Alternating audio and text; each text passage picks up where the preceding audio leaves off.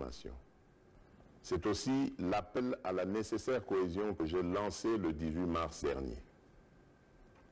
Au regard de la gravité de la situation, face à l'urgence et à la crainte que la propagation ne s'accélère et ne devienne plus inquiétante, d'autant plus que la plupart des personnes infectées étaient en contact avec des parents et bien d'autres personnes, j'ai décidé de prendre les mesures complémentaires ci-après qui sont d'application immédiate. Interdiction de tous les voyages de Kinshasa vers les provinces et des provinces vers Kinshasa afin de permettre le confinement de la ville de Kinshasa, foyer de la pandémie. Ceci implique l'interdiction de tous les vols des passagers dans les deux sens, Kinshasa-Province, à l'exception des avions transportant du fret et dont les équipages seront soumis à un contrôle d'usage strict au départ comme à l'arrivée. L'interdiction de tous les mouvements migratoires par le transport en commun, des bus, camions et autres véhicules de l'intérieur vers Kinshasa et de Kinshasa vers l'intérieur. Des barrières doivent être érigées par les gouverneurs et les équipages devront se soumettre au contrôle de rigueur en matière de coronavirus. L'interdiction de tous les transports fluviaux des passagers de Kinshasa vers les provinces et vice-versa. Seuls les bateaux et les embarcations transportant les marchandises avec équipage et convoyeurs seront autorisés. La fermeture de toutes les frontières du pays aux passagers et à toute personne, sauf pour les camions, navires et avions cargo avec fret.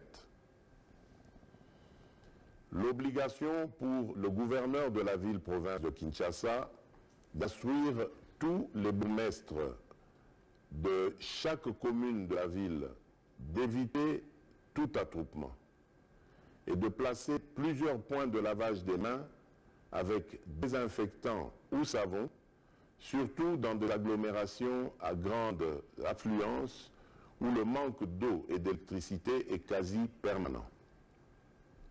Ici, j'instruis le gouvernement de trouver les moyens de ravitailler ces quartiers pour assurer l'hygiène. En même temps, il faudra multiplier les points de lavage des mains à l'aéroport international de Njili et appuyer les équipes de la RVA et de la DGM pour que nul n'échappe au contrôle d'hygiène. Mise en place d'un service minimum au sein du gouvernement et des institutions pour pallier au confinement à leur domicile des autres agents de l'État.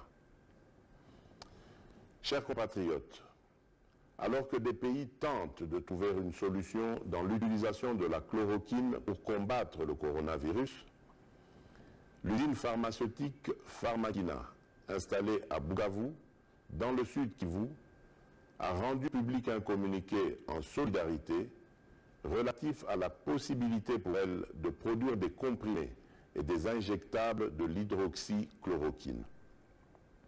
Même si tous les scientifiques n'ont pas encore marqué leur unanimité, la task force que je dirige devra, ensemble avec la commission de pilotage, réfléchir sans délai sur les contours de l'opportunité d'une pareille démarche susceptible à pouvoir contribuer à endiguer le coronavirus. Il est urgent, en effet, que soit produite une quantité industrielle de la chloroquine qui semble avoir montré son efficacité jusqu'à ce jour dans certains pays. Dans le même ordre d'idées, j'instruis le gouvernement d'étudier le souhait des opérateurs économiques et autres partenaires qui se sont proposés d'inonder le marché de Kinshasa de vivres de première nécessité et de produits pharmaceutiques jusqu'en mai prochain et d'y réserver une suite favorable avec diligence. Je lance un appel à la solidarité nationale de tous les opérateurs économiques ainsi que d'autres pays et organismes qui conduira à la mise en place d'un Fonds national de la solidarité contre le coronavirus qui restera ouvert à tous les potentiels bienfaiteurs. Chers compatriotes, Le coronavirus n'a besoin ni d'un passeport, ni d'un visa, ni d'une carte d'électeur pour circuler chez nous. C'est nous qui circulons avec et qui devons comprendre que nous nous trouvons dans une situation de guerre face à un adversaire invisible. Une guerre asymétrique aux conséquences désastreuses que nous pouvons éviter. Et dans une période d'épreuve et d'incertitude comme celle que nous traversons, il est nécessaire que chacun soit appelé à prendre au sérieux cette pandémie et à observer toutes les mesures décidées.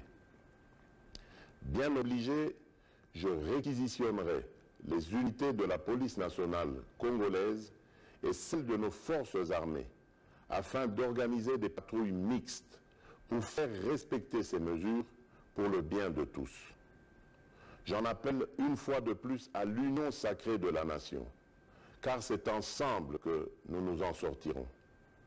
Je tiens à remercier les bureaux des 2 chambres du Parlement qui ont participé à la réunion interinstitutionnelle que j'ai convoquée ce lundi 23 mars 2020 pour leur esprit patriotique et la célérité avec laquelle ils ont examiné positivement les mesures que je viens d'annoncer.